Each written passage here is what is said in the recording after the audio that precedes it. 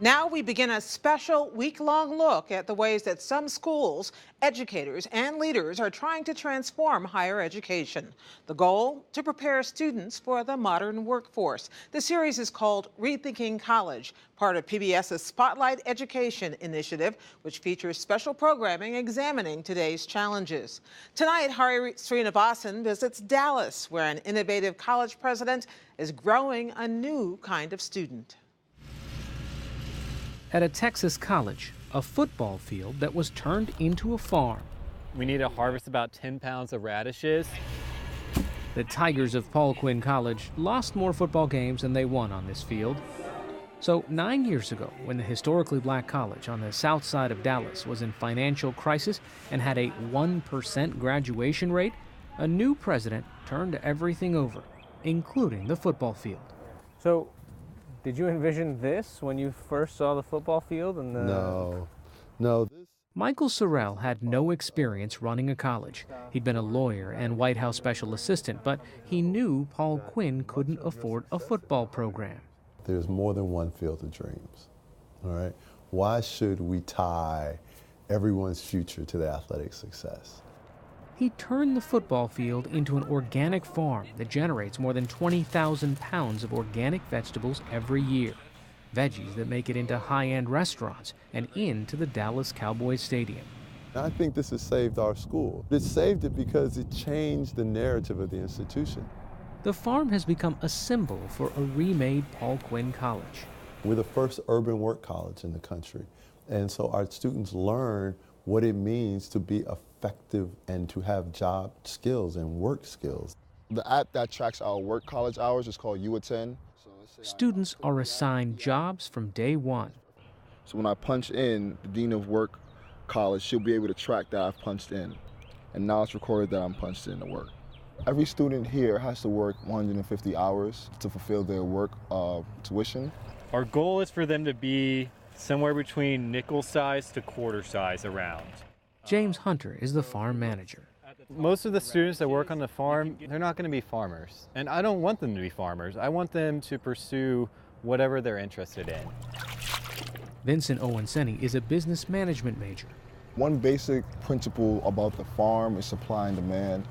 Let's say if a plant is going to be in demand around Thanksgiving time, around November, we're going to plant that late summertime. It helps you to understand the bigger picture of the farm, knowing about the customers, knowing about the economy of the farm.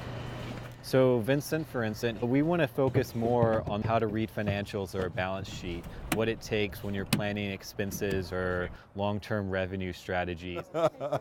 You doing okay? Yes, sir, I'm doing well.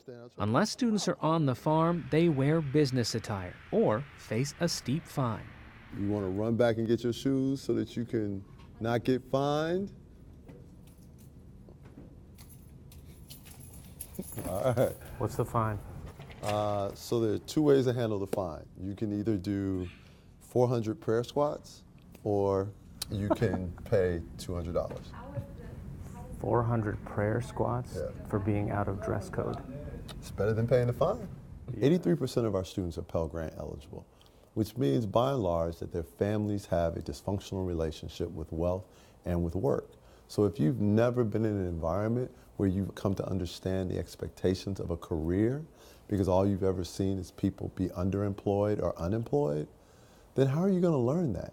Good morning, everyone. My name is Jennifer Moreno. I'm also a freshman. I'm from Ennis, Texas. For their first 2 years, Paul Quinn students are assigned on-campus jobs, often ones that require contact with the public.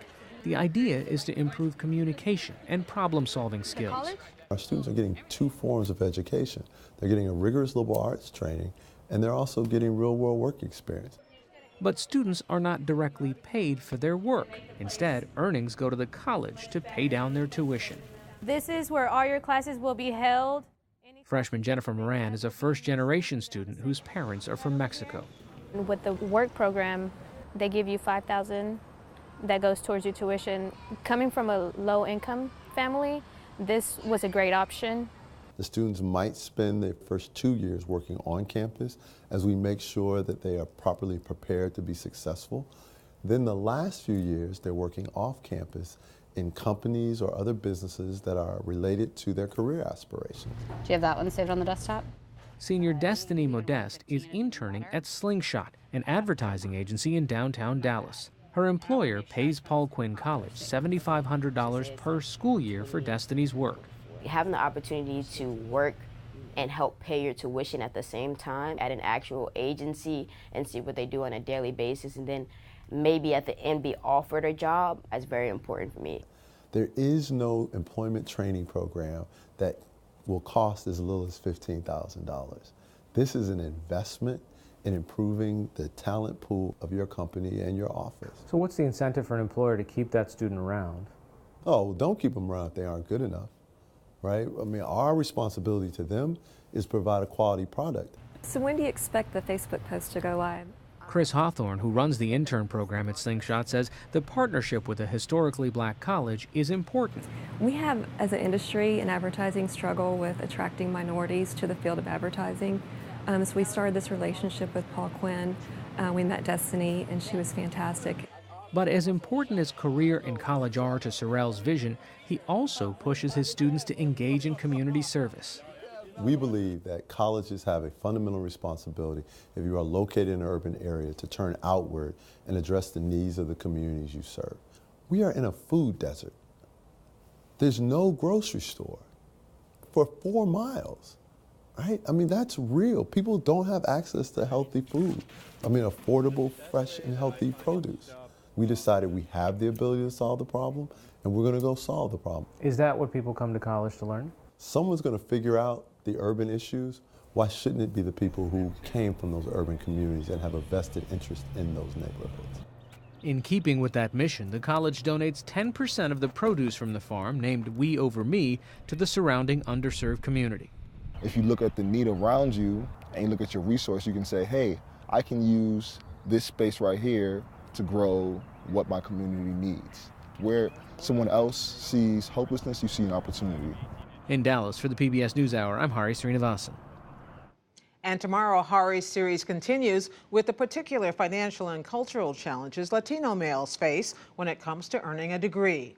And online, while students have asked colleges and universities to do better in hiring more professors of color, institutions have struggled to live up to their pledges. Our partners at the Hechinger Report explore why.